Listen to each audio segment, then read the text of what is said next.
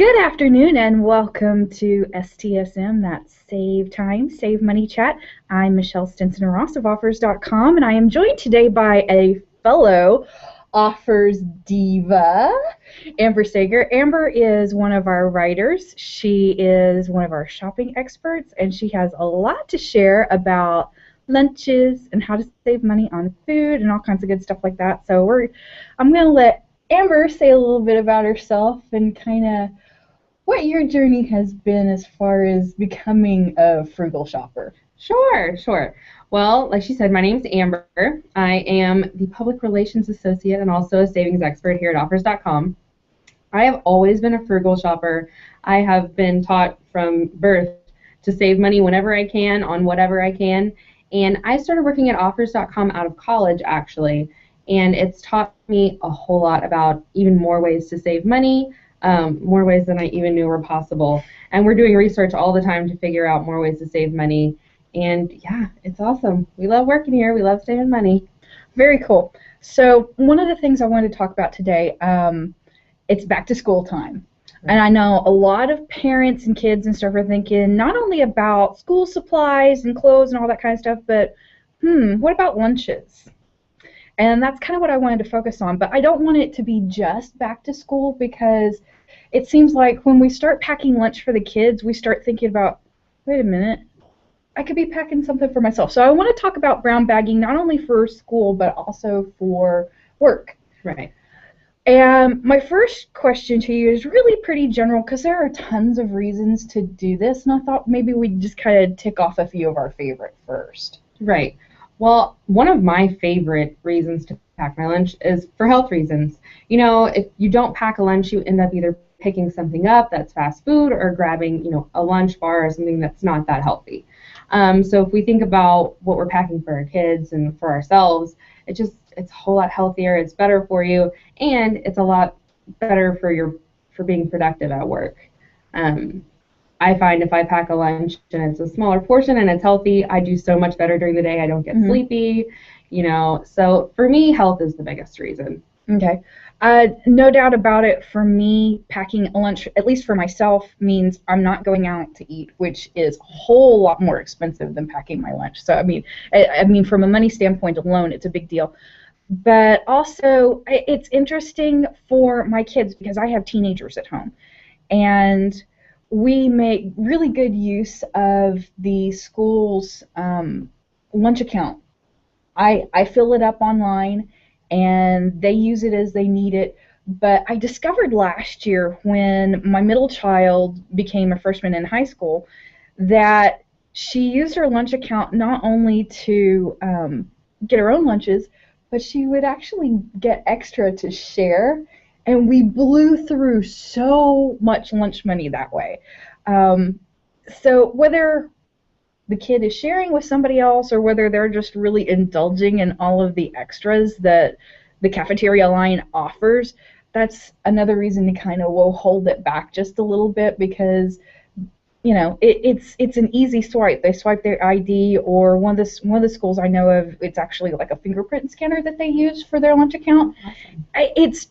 It's almost too easy to, scan your finger or swipe your ID or whatever. I know that's the same in college too. Right. We that college ID is good for absolutely everything. It's a little too easy sometimes to swipe that card, and we tend to overindulge when it's easy. So packing a lunch for those reasons, I think, are important too. Right. I was just thinking that when you were saying that. My freshman year of college, we all had, our meal plans, and I kind of wish that I would have been a little bit more used to packing a lunch, making a lunch, because we blew through it so fast, spending it on each other, spending it on ourselves, spending it on snacks or energy drinks or whatever. And then toward the end of semester, we ended up trying to find the friend that had the most left on their card. Exactly. We had bought some of their lunches. Now it's their turn to exchange, and it was such a pain. And I really, now that I think back, I really wish I would have spent more time packing lunches and learning how to shop for lunches and that kind of thing than I probably would have spent a little less money on energy drinks and food bars and had a little bit more balance. It's a learning experience, and I know for high school and college students, part of becoming an adult is that learning experience, but sometimes it's still good for mom and dad to give us a little bit of help, and Right. this is definitely why I wanted to talk about this. Now, one of the top A1 things on my mind lately about packing lunches are allergy issues, because it seems to me anyway, we're seeing a rise in allergies to peanuts and wheat related allergies and just all kinds of stuff. I know even my mom has developed allergies to all kinds of odd things over the years. It's like, she jokes, she goes, you know what, used to I could limit myself to certain colors of cardboard and it was okay. Now, I can only eat plain brown cardboard. It's ridiculous. And I kind of feel the pain of people that have dietary issues like allergies or diabetes, or, I mean, we can talk about adult issues like high blood pressure and stuff like that and get back into just the healthy eating thing. But definitely when it comes to packing lunches, allergies are important to keep in mind. And do you have anything you want to share about that? Right. I mean, especially with the kiddos, a lot of them, I hear stories all of the time about kids who eat something at school because they didn't realize it had peanuts in it. And then they get sick, and it's a huge issue. So you're right. I feel like it's a lot easier and it's really safe, especially if you have kids with allergies or if you have allergies yourself, to pack your lunches so you know exactly what's going into them and you don't have to worry about that kind of thing. Right. Well, even things that don't necessarily have, we can talk about the peanut allergy because it's really easy to explain and kind of demonstrate. The item may not have necessarily had peanuts in it, but so many kids are sensitive to it that even exposure to something else that they had used to prepare something with peanuts in it can sometimes be enough to set off a reaction and send the kid after an EpiPen or worse. But then you get into the issue of picky eaters and all that kind of stuff. It's like, I know there are lots of moms out there that just kind of scratch their heads and go, great, my kid can't eat this, this, this, and this, and forget the milk because they can't have dairy either. What do I pack? How do I make this palatable so that my kid actually does eat lunch? Because I know there's a lot of young kids that just go, and skip it entirely. I know my youngest kid used to do that quite a bit. Pinterest, believe it or not, is still a great resource for ideas like this. In researching this topic, I spent a lot of time looking at frugal lunch options. Mm-hmm. Not only was I finding frugal stuff, but I was finding really cute stuff. Like, I know one of the things I saw, believe it or not, was an Angry Birds lunch. Oh, no way. Yeah. So what they did was they had taken the fruit, I think there was a boiled egg. There were several different things in there that they had turned into the Angry Birds characters. The sandwich, what they did was they cut it into strips and then turned it into kind of like a basket weave so that the birds were sitting in the basket weave of the sandwich. Awesome. I mean, maybe what you needed to pack the kid for lunch wasn't something that initially they were going to go, oh, yay, I get to eat that today. But if you can take the time to prepare something that's a little fun, a little thoughtful, kind of like the Angry Birds lunch, it goes a long way to getting them to eat stuff that maybe they wouldn't necessarily eat otherwise. I would have been the coolest kid on the block if I had packed a lunch like that in elementary school. That's an awesome idea. And there's also a lot of apps you can use and things like Pinterest to look up recipes like that. I mentioned in one of my articles this app that I use a lot. It's called Big Oven, and there's so many like it. But it really helps you make and find recipes using certain ingredients. And I use it for leftovers. So if I have, a few different things in the fridge and I don't know what I'm going to make with it, this app actually lets you type in the ingredients, and then it gives you different recipe options for what you can make with all those different ingredients. So if you know exactly what your kid likes and what they don't, I think that's also a good option to kind of figure out new recipes to make them. Nice. And if I remember, it's been a long time since I think, honestly, I used Big Oven while it was still just a website before they'd launched an app or anything. But you can also tell it, I assume, that we want to avoid recipes that have this, this, or this in it due to allergies, correct? I think you can. Honestly, Just I don't think I've ever eliminate it used from that the list? option. I'm not picky at all. But I think you probably can. And there's a lot of ways to browse different kinds of recipes and add your own and that Mm-hmm. good stuff. Well, even for those of us that are trying to take a healthy lunch to work, I mean, even the ability to eliminate recipes with lots of carbs in them Mm-hmm. is a good way to go. Yeah, definitely. Okay, so since we're kind of moving into recipes and cooking, what about cook now, eat later? One of my favorite things to do, and this is because we are a family of 5 at my house. There is no cooking any little bit of anything anyway, but since we're already going to cook a big meal, I really do like the option of, okay, fine. I've already invested quite a bit in that chicken breast. I might as well pick up a couple of extra chicken breasts so that I have some left over. What are your thoughts on cook now, eat later? Are there any particular things that just work really well for you the next day or the day after that? You know, some people don't like leftovers, and I have no idea why. I love leftovers. And that's probably because I cook a lot of things that are good the next day. Obviously, you want to leave out things like bread. Taking a sandwich to school or to work might seem really easy, but it's going to get soggy and it's not going to be that good. I love doing things like pasta or rice with just basic ingredients, a protein and a vegetable, because usually those taste just the same the next day. Or, if you added a certain sauce or something, they might even taste better the next day because they had a chance to soak in some of that flavor overnight. So I really stick to the basics, and that's another thing with, I try to keep a healthy lifestyle, and so, I'll do like brown rice with chicken and steamed vegetables and with some sort of sauce. And it works really well the next day. It tastes exactly the same, and it's really easy. It's easy to cook, and it's easy to bring to work. Excellent.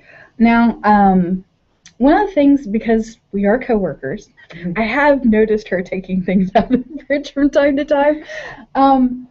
What is your experience with, say, prepackaged stuff? Because granted, okay, prepackaged is a little more expensive when you're going to the grocery store, but when you compare it to going out, it's still a lot less expensive. A lot less expensive. What has been your experience with, say, leftovers versus prepackaged? You caught me on this one, Michelle. She caught me. I do leftovers, like I said, and I wasn't lying, but more often I will buy the prepackaged meals because they're easier. They're easy to pick up at the store, and all you do is put them in the freezer, and then you bring them to work, and you microwave them. And I try to stick to the ones that don't have any preservatives in them, and they're getting a lot better about that. There's more options now. And, the price range is about $3 to $5 a meal. So when you think about how much you're spending, it might even be cheaper than leftovers, just depending on what you cooked. This is true. And they taste really good. I mean, you have to kind of experiment with different brands and different recipes, but I love them. They're so easy. If you have a busy lifestyle and you don't have time really to cook all of the time, that's a perfect option. Just pick up a few of those frozen meals while you're at the store. Now, granted, that's a better option for a working adult than it is a kid going to school because kids don't have access to a microwave or a freezer to put it in until time to microwave it. But like I said, I wanted to talk about options not for the school kids but also for the adults, and that goes for teachers as well, because even though the kids might not have access to a microwave or a freezer, teachers usually do in their teacher only lounge whatever space. There's usually some options, and certainly providing yourself with a meal rather than trying to come up with something in the cafeteria is usually always a better option. Right. My last question for you is more just general grocery shopping strategies. What can we do if we know we want to plan for packing lunches for our kids, for ourselves? We know we want to do cook now, eat later, so we want to cook enough that there actually are leftovers. What are some things that we can kind of add to this strategy that we're already kind of putting in place? So if we're talking about saving money at the grocery store and buying things that are going to be really good for leftovers or the frozen lunches, I cannot stress enough how important it is to make a list. And I know that's something we hear all the time, and everybody, thinks I'm too busy for it, or I just didn't get to it. But if you actually pay attention to how you shop when you go to the grocery store without a list, you'd be really surprised at how much extra gets thrown in the basket and how much food you end up wasting. I used to do that all of the time. I ended up throwing up so many fruits and veggies, or throwing away so many because I didn't make a list and I overbought because I feel like I'm going to eat this, and then there was too much. Oh, sure. So definitely make a list, just so you can have your meals planned out. That way, also, you don't forget something that you need for your pre-made meals.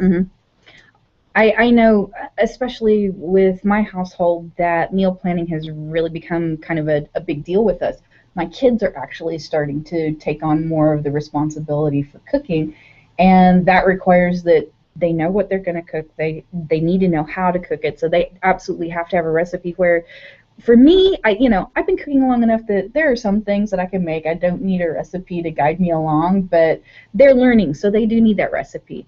And in order to set them up for success and learn how to become better cooks, smarter cooks, healthier cooks, we do have to plan ahead. So by the time we've done all of that, yeah, sure, there's a list. But that grocery run at the end of the workday between work and home, because, oh my gosh, we don't have anything to eat tonight, what are we doing?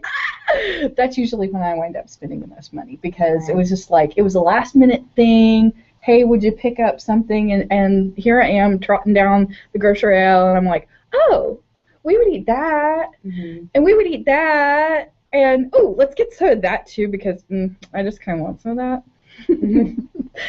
So, yeah, I totally get where the list thing is. And husbands, let me tell you right now, don't text your wife and say, hey, would you stop by and pick up whatever on the way home, because she's bound to spend more money. But a good way to combat that is, if you do have to make a last minute trip, frozen foods are amazing. Frozen vegetables and frozen fruits.